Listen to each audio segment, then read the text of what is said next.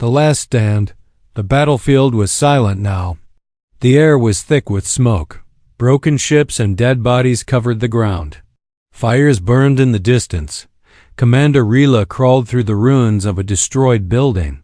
Her armor was broken, and her leg was bleeding. Every step hurt, but she kept moving. She could not be caught, not by them. She was a warrior of the Tarian Empire, trained from childhood, strong, fast, deadly. She had fought in many battles, but this time, they had lost. The humans were smarter than she had expected. Stronger, too. They had pushed the Tarian army back. Now, she was the last one left from her squad. Rila leaned against a broken wall, breathing hard. Her mind flashed with memories. The training camps, the war speeches, the stories. Humans are cruel, her commander had said. If they catch you, they will torture you, or worse. She had believed it. Everyone had. Suddenly, she heard footsteps. Rila froze. Heavy boots. Metal gear.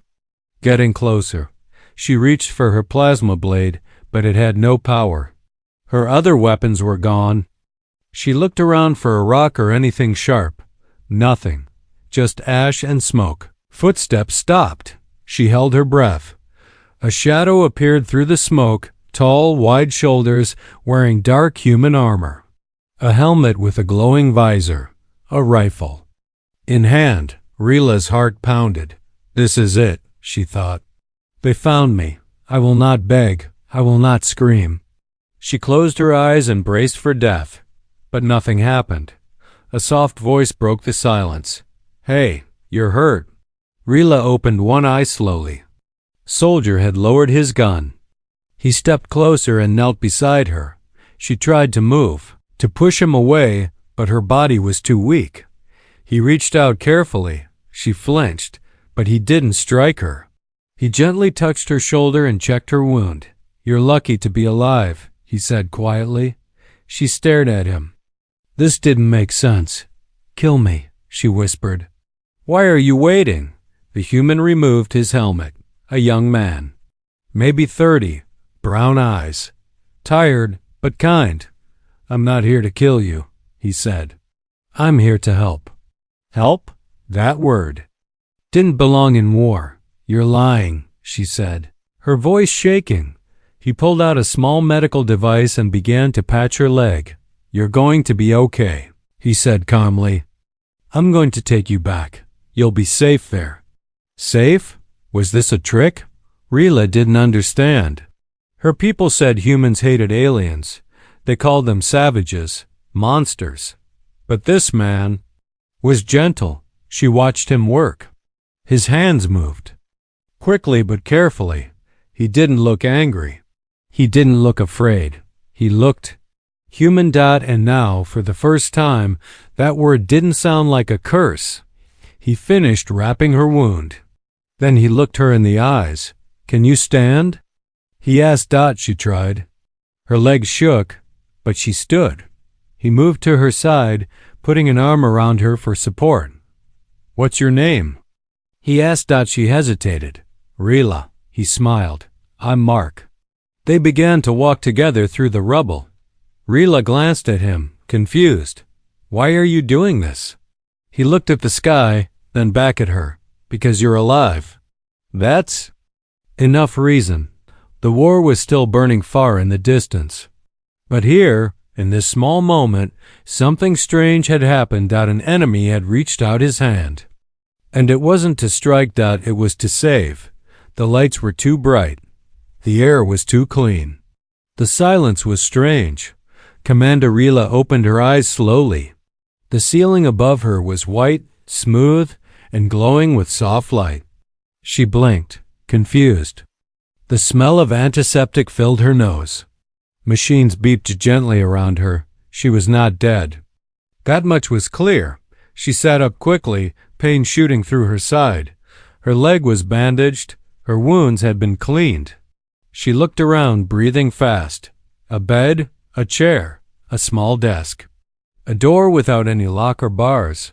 A prison? No guards? Then she remembered the battlefield, the smoke, the human soldier. Mark. He had helped her, carried her, but why?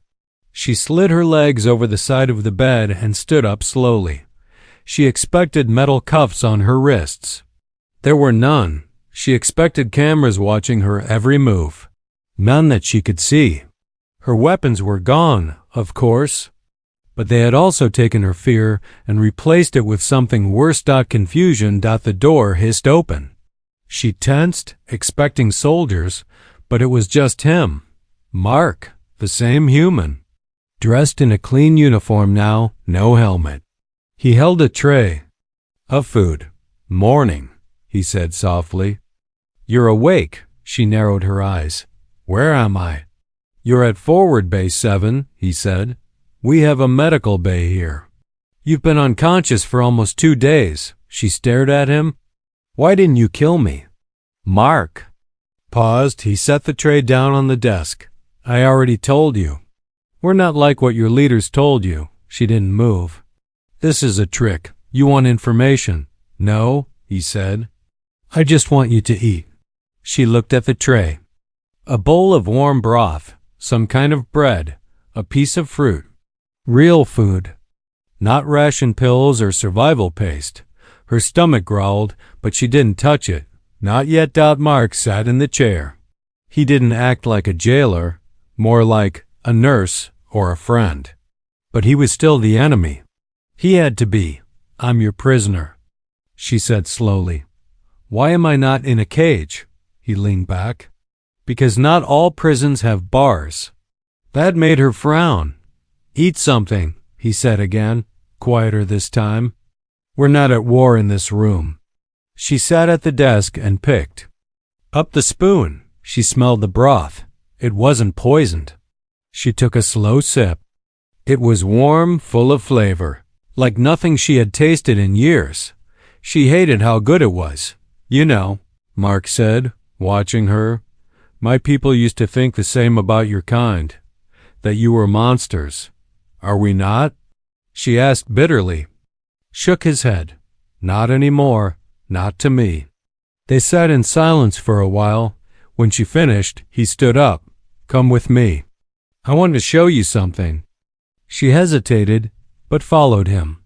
He led her through quiet hallways, past humans who barely even glanced at her. No one raised a gun. No one shouted. She was just there. A living enemy walking freely. Finally, they reached a door. It slid open with a soft hiss, revealing something she had never expected. A garden, plants, trees, flowers. Birds chirped somewhere high above. A glass ceiling let in sunlight, real or artificial, she couldn't tell. There were benches, walking paths, even a small fountain in the center. She stepped inside, stunned. "This is not a prison," she whispered. Mark smiled. "No, this is where we remember why we fight, so that places like this can exist." She walked forward slowly, touching a leaf. "It was real, my homeworld. Hasn't seen green in 100 years, she said quietly. "We burned it all." "For war," Mark nodded. "We almost did the same. We chose peace, barely." She turned to him. "Then why are we fighting?" He looked away. "Because your leaders want to rule and ours want to survive." She looked around again. The garden, the peace, the strange calm inside her. Was everything she knew a lie? Her heart whispered yes, but her training screamed no. She took a deep breath. You could be lying. This could be an illusion. Mark looked at her, serious now. "I won't ask you to trust me. Just stay. See for yourself." She sat on a bench and looked up at the glass sky. Maybe, just maybe, there was more to humans than she thought, and maybe there was more to herself too. The garden became her escape.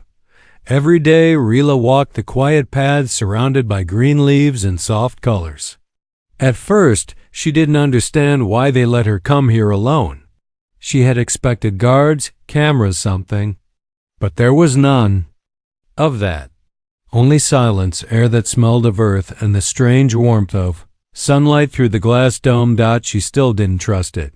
She didn't trust them, especially not the human named Mark. He visited her every morning, brought food, sat with her, asked questions, told stories. He never touched her unless she was hurt. He never shouted, never ordered. Just calm words, care, patience. She didn't know what to do with kindness. Her world had no word for it. Once, on the fourth day, he sat beside her holding something small in his hand. "I found this," he said, opening his palm. It was a flower, small, purple, glowing slightly at the center. "It only blooms when the air is clean," he added. "Pretty rare here." She stared at it.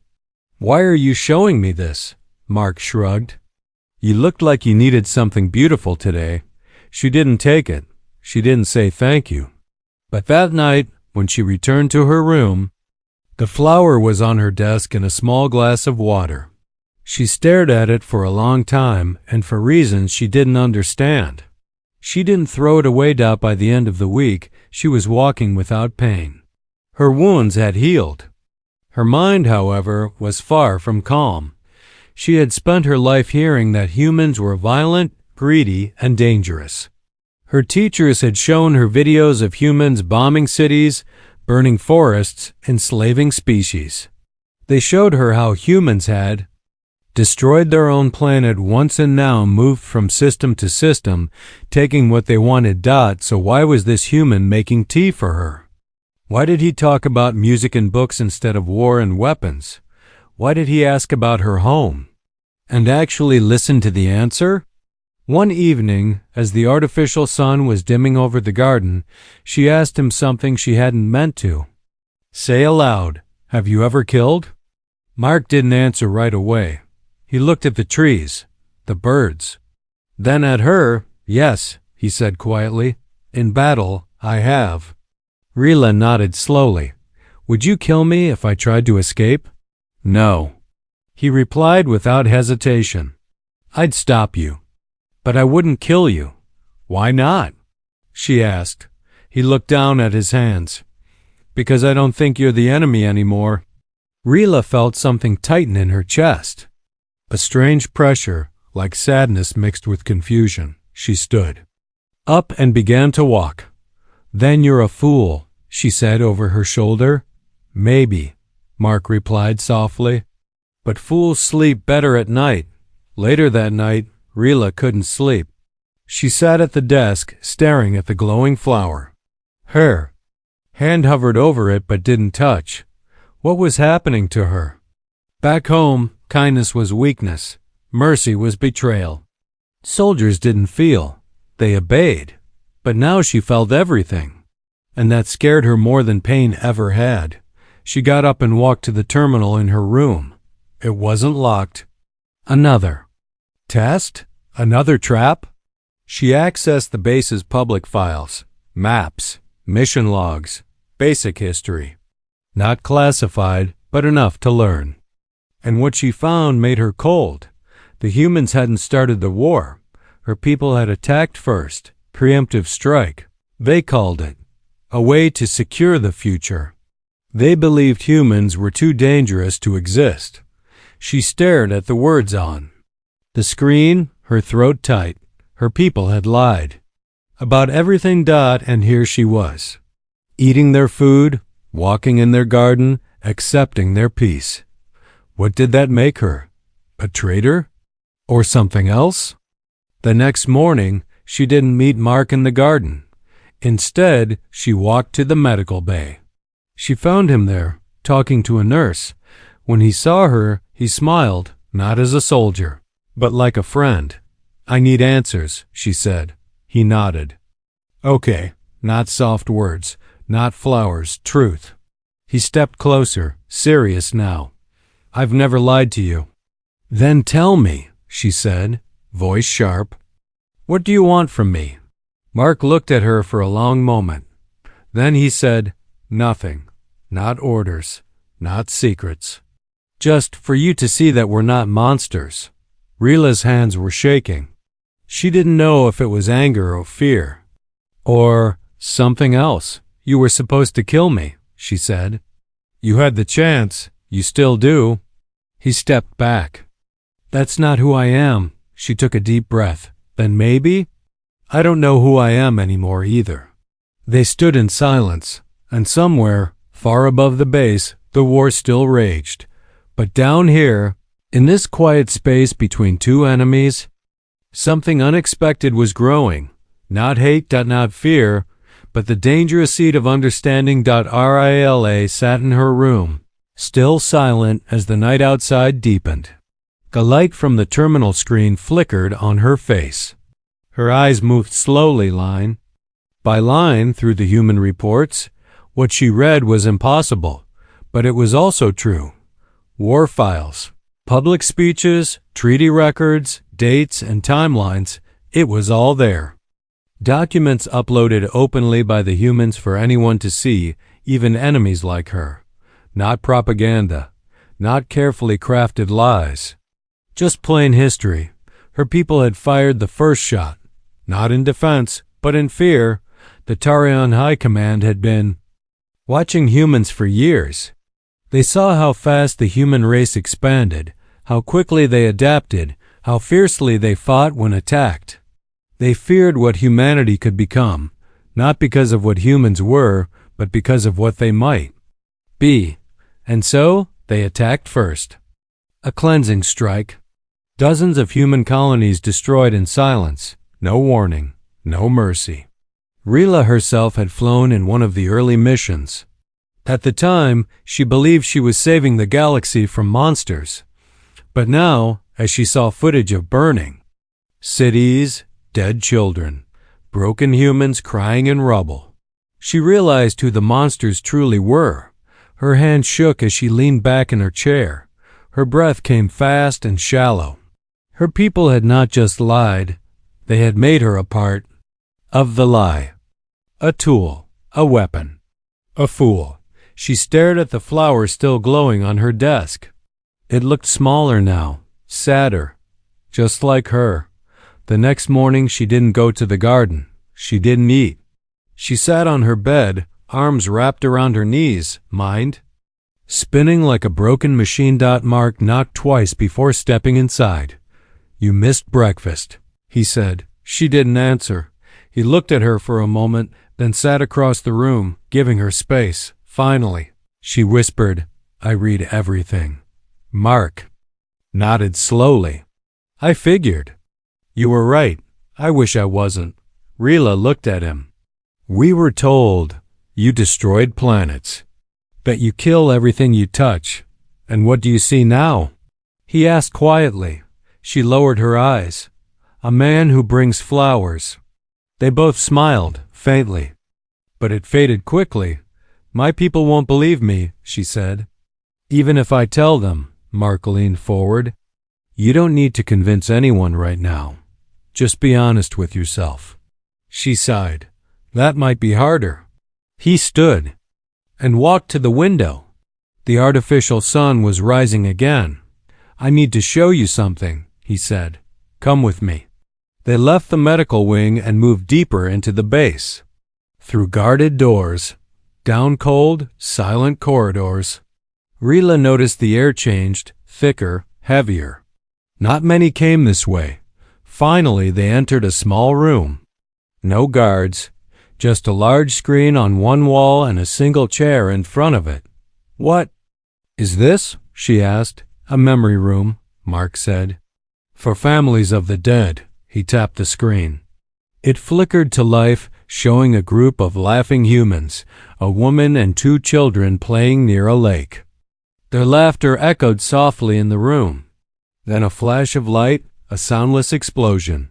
And the video cut to static. That colony was wiped out 3 years ago, Mark said. By a Tarion fleet. Rila said nothing. Mark played another clip. A group of human soldiers singing during a long march. Then an ambush, screams, smoke. The camera dropped. He didn't say anything this time. Clip after clip. Names, faces, lives. Not heroes, not killers. Just people. When the screen went dark again, the silence felt louder than before. Rila whispered, "I thought we were doing the right thing."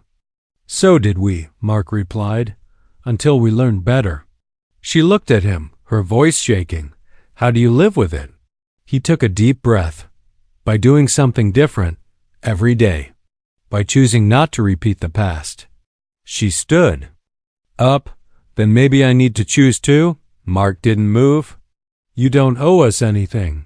I'm not doing it for you," she said. "I'm doing it for them. The ones we erased." She stepped out of the room and walked away.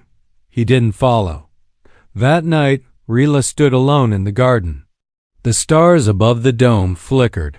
Maybe real, maybe fake. It didn't matter. She reached into her pocket and pulled out a data chip. It contained copies of everything she had found, all the truth, all the evidence. She had sent a message to her people 2 hours earlier. A 2 request to speak directly with the Tarion High Officer. She told them she had urgent tactical information. She didn't say it was about the truth. Would they listen? Or would they try to silence her? She didn't know. But for the first time in her life, she wasn't afraid. Not of humans, not of herself. The truth was out now. And it was louder than war. The message came in the middle of the night. Rila had not been sleeping. She barely did anymore. Her mind spun too fast, her heart too heavy. She stood by the window of her room, staring at the dark horizon beyond the base walls. Somewhere out there, above the clouds, her people were watching. Then the alarm on her desk lit up, flashing red. Incoming transmission, high command priority. She moved to the console slowly, every muscle tense. The call had come faster than expected. She pressed the button. The screen flickered, then revealed the sharp, cold face of Admiral Kareth, her former commanding officer. His silver armor gleamed even through the screen. "Commander Rila," he said with a voice like a blade. "We received your message." She swallowed. "I have information. About the humans. About the war." His eyes narrowed. "So we assumed. You will transfer the data immediately." She didn't move. "I will deliver it in person," she said, "on one condition." The Admiral's eyes darkened. "You are in no position to demand anything." Rila stood taller. "Then you won't get what you want." He stared at her for a long, silent moment. Finally, he spoke. "A ship will arrive in 2 hours. You will board it alone. If you bring any human with you, you will be shot on sight." The screen went black. Rila stood in silence, heart racing. They were coming, but not to rescue her. They were coming to control the story, or to silence her. Found Mark in the garden. He sat on a bench, eyes closed, listening to soft music through an earpiece. When he saw her, he pulled it out and smiled, but her face wiped the smile away. "They're coming for me," she said. "In 2 hours." His expression tightened. "Rescue or retrieval?" She shook her head. "I don't think there's a difference anymore." He stood.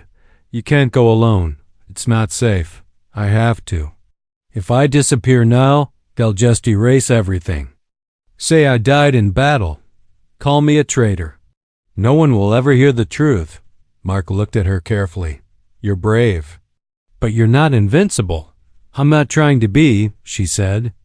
"I'm just tired of being used." He reached into his jacket and pulled out a small device. "This is a tracker," he said. "Just in case. If something goes wrong, we'll come after you." Rila hesitated, then took it. "Thank you," she said. Mark touched her shoulder gently. "Come back. Don't let them take you from yourself." The Tarion ship arrived just as the humans said goodbye to the second moon. It hovered above the landing pad like a black dagger, sleek and silent. No flags, no welcome. Rila stood at the edge of the field, watching it descend. She wore clean Tarion armor again, but no weapons. Her hair was tied back. Her face calm. Inside, she felt like she was walking into a fire. The ship's hatch opened. A small squad of soldiers stepped out, her people. Hard faces. Cold eyes. One of them approached. "Commander Rila," he said stiffly, "you will come with us." She nodded and stepped forward. But before entering, she glanced once behind her. Mark stood far away at the edge of the field, arms crossed, watching. She didn't wave, but she didn't have to. Inside the ship, silence wrapped around her like chains. No one spoke. No one welcomed her. One soldier even refused to meet her eyes. They didn't see her as a commander anymore. They saw her as a problem.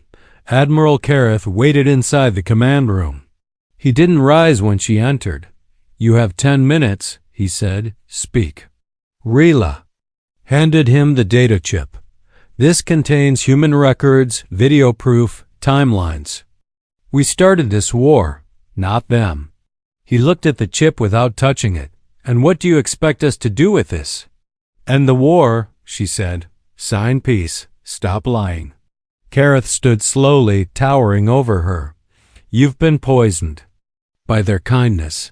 "I've been awakened," she snapped. "They spared me. They healed me. They showed me the truth." "Truth is what we say it is," Kareth replied. "And we say this war is necessary." "For what?" she asked. "Pride? Fear? For survival." "No," she said. "It's murder.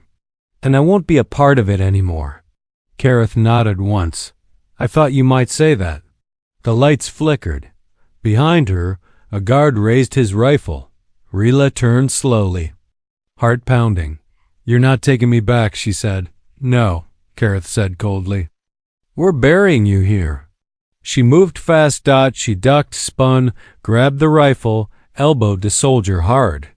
The gun clattered. She slammed a boot into the door panel, forcing it open, and ran. Alarm screamed. She dashed through the corridors. The tracker in her palm. She pressed the button. Outside at the human base, Mark's device blinked red. She triggered it, he said. "They're trying to kill her." He didn't wait for orders. He ran. Inside the ship, Rila reached the outer hatch. It opened to open sky, no ground, no safety. She jumped. The world spun. Wind roared. Then, hands. Strong, human hands catching her in midair. A hover drone, fast and silent, pulled her away from the falling ship behind her. She looked up. Mark held her close, breathless. "Told you," he said. "We'd come." She laughed, shaking. Not from fear. From freedom. Smoke curled across the sky, thick and black, painting the clouds in war.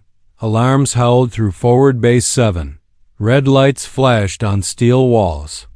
Soldiers ran through corridors, gearing up. Drones launched from rooftop pads like a swarm of steel insects.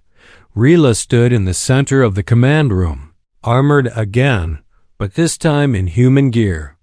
Lighter, faster, not designed for domination, but survival. Mark strapped a pulse rifle to his chest beside her.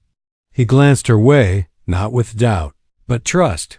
She never thought she'd see that in a human's eyes. "They're coming in fast," the tech officer called out. "Tarion assault cruisers, 3 of them." "Targets?" Mark asked. "They're not looking to negotiate," the officer replied grimly. "They're coming to wipe us out." Rila stared at the display. She recognized the call signs. Elite ships. These weren't just soldiers. They were executioners. "They want to erase the whole base," she said. "Anyone who helped me. Anyone who believed me." Mark looked at her. "Then we'll make sure they fail." 10 minutes later, she was in the dropship with Mark and his squad. Wind roared as the ramp lowered. Below them, the green garden dome of the base was shrinking fast, replaced by jagged cliffs and open battlefield. Rila checked her weapon. Her hands didn't shake. Not anymore. She had been made to fight, but now she chose who to fight for. First wave incoming. The pilot shouted. Multiple drop pods west side of the base. Drop us early, Mark ordered. We'll intercept before they reach the walls. The ship tilted. The hatch opened. Rila leapt first. She hit the ground hard, rolling, then rose with weapon ready. The others followed. They took position along a broken ridge as the sky above screamed with burning streaks. Tarion drop pods, fast and brutal, punching into the dirt like thunderbolts. The first pod opened. Tarion warriors stormed out, just like Rila once did. Armored, loud, full of purpose, but they didn't expect what came next. A laser burst struck the lead warrior in the chest, clean, fast. Then another. Then a grenade rolled under their feet. Boom. Smoke and dust. Then from the smoke stepped Rila, her helmet off. Her face bare. The Tarions froze. Rila? One of them gasped. They hesitated. Only a second. But war doesn't forgive. Hesitation. Mark and his squad opened fire. Controlled, professional. The Tarion unit scattered, taking cover. Rila moved forward, heart steady, eyes sharp. Her weapon hummed. She didn't feel fear. She felt clarity. Every shot she took was not just for survival. It was a decision. A statement. I choose this. I choose them. Hours passed like minutes. The battle spread across hills and buildings. Smoke and fire turning day into night. Drones buzzed overhead. Screams echoed. Explosions lit up the dark. At one point, a Tarion trooper cornered a young human. Medic, weapon raised. Rila tackled him from behind, her blade slicing through the air. He fell, and she turned to the medic. Run! The boy looked at her in shock, then nodded and sprinted. She didn't wait for thanks. Later, she and Mark found themselves behind shattered cover, pinned by sniper fire. We need to take out that tower, Mark said, pointing. They've got high ground. I'll do it, Rila said. You won't make it alone. She smiled slightly. You coming with me, soldier? Mark shook his head. You're crazy. Good, then I'll fit in. They ran together. Low fast, through falling debris and enemy fire. A drone exploded above them. Rila felt heat rip across her shoulder, tearing into armor, into skin. She screamed but kept moving. Blood ran down her arm. She didn't stop. Together, they reached the tower. They climbed, floor by floor, clearing rooms, fighting close and dirty. At the top, they found the sniper team and ended it. When it was over, she collapsed beside Mark on the floor, gasping. Turned to her, eyes wide at the blood on her side. You're bleeding bad, she gritted her teeth. Not the first time. He pulled off part of his gear and pressed it to the wound. You shouldn't have done that alone. I wasn't alone, she said quietly. You were with me. He smiled faintly, then looked out the broken window. Below, the human base still stood, torn, scorched, but not destroyed. They had stopped the attack. Back at the base, medics treated her. Her vision blurred, but her mind was clear. She had fought, not as a prisoner, not as a spy, but as a soldier for something real. As she lay back on the medical bed, Mark sat beside her. You know, he said, when I first saw you, I thought you were going to kill me. I was going to, she admitted. And now? She closed her eyes, smiling faintly. Now. I'd die for you. The war didn't end with one battle. It never does. But sometimes peace begins with one voice. And this time, it was hers. Rila stood before the central console at Forward Base 7, now half repaired. The walls still showed scars from the Tarion. Attack, burn marks, cracks, shattered tiles. But the base still stood. The people still stood. And so did she. Across the screen in front of her sat members of the Tarion Council. High-ranking commanders. Cold eyes, old minds. People who once gave her medals for killing, and who now watched her like she was a stranger. Maybe she was. because the Rila they had trained had died in that garden. This war, she began, her voice calm but clear, was built on fear and lies. No one spoke. Not yet. She continued. I have seen the truth with my own eyes. I have fought beside the humans. I have watched them save the wounded, even our wounded. I have watched them protect life. I have bled with them. And I believe they are not our enemy. One of the council members leaned forward. Are you asking us to surrender? No. Rila said firmly. I'm asking you to stop pretending we are righteous.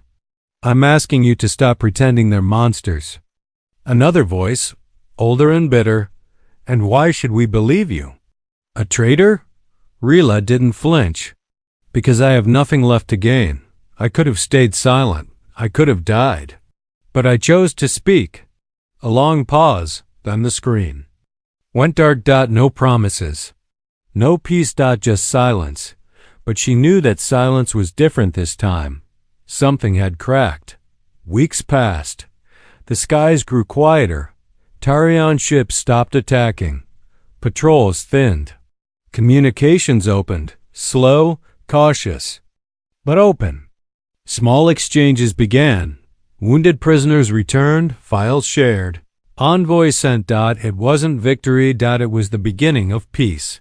And it had her name written quietly inside it. Mark found her one morning standing outside the garden dome. The place was green again, clean, full of blooming plants and soft light. The damage from the battle had been cleared. New flowers had been planted, but Rila didn't go in. She just stood there, silent. You haven't been back inside since that day, he said. I don't feel like I deserve it, she replied softly. He stepped beside her. You do. She looked at him, tired but calm. You know what I used to dream of? Glory, medals, victory. And now? She took a deep breath. Now I dream of silence. Of no alarms, no orders, just peace. You've earned it. No one earns peace, she said. They just fight long enough to understand its value. Mark smiled. Come on, I want to show you something. He led her to a transport ship near the hangar. It wasn't military. It was light gray, lined with blue markings, a civilian science ship. She frowned. Where are we going? He tapped a panel and opened the hatch. Earth. Rila froze. She had seen images, read data files. But she had never imagined actually going there, the planet humans called home. The planet her people feared so much they tried to erase it from the future. I can't just walk on Earth, she said. You can now, Mark said. You've been granted passage, as a guest. A symbol. A symbol of what? He smiled. Hope. Earth was nothing like she imagined. She expected a world covered in metal, smoke, and cities clawing at the sky. But the first thing she saw was a forest, real trees stretching for miles. Blue lakes, clear skies.